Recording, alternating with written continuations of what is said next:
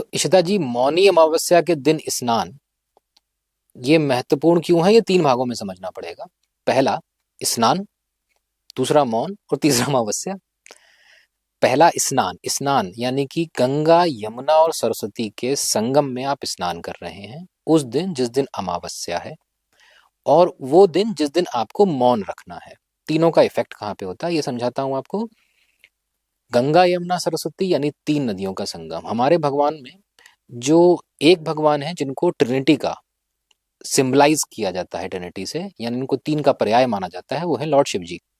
त्रिनेत्र, त्रिशूल, शिव जी के यानी शिवलिंग के ऊपर जो आप बेल पत्र चढ़ाते हैं वो भी 3 पत्तियों वाला होता है। और शिव जी ही वो भगवान जी हैं हमारे जो गंगा को अपनी जटाओं में धारण करते हैं। शिव जी ही वही भगवान जी हैं हमारे जिनको आदि योगी की कहा जाता है, यानी कि हर वो इंसान जो आध्यात्म में अनुसरण कर रहा है उसके लिए शिव जी को मानना इंपॉर्टेंट होता है, और वो इसीलिए आदि योगी कहलाते हैं।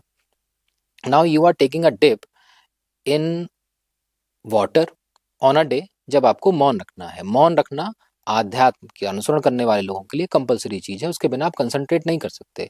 मेडिटेशन का एक बेसिक प्रीरिक्विजिट होता है और वो होता है साइलेंस। कंसंट्रेट आप तभी कर पाएंगे। अमावस्या वाले दिन क्यों? हमारे वैदिक स्क्रिप्चर्स के हिसाब से Ishita ji, lord moon holds the power to control every liquid. हर द्रव्य को कंट्रोल करने की ताकत उनके पास होती है। होम्योपैथी के प्रिस्क्रिप्शन में दवाइयों का प्रिस्क्रिप्शन इस बेसिस पे दिया जाता है कि चंद्रमा की कला किस प्रकार की है।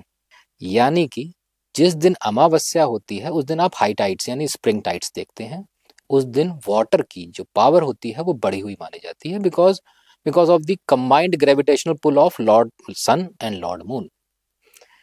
यानी कि आप एक ऐसे दिन जिस दिन जल की शक्ति, चंद्रमा की शक्ति बढ़ी हुई है, उस दिन मौन रखते हुए आप स्नान कर रहे हैं। इसे कहते हैं इंटेंगलमेंट, समायोजन।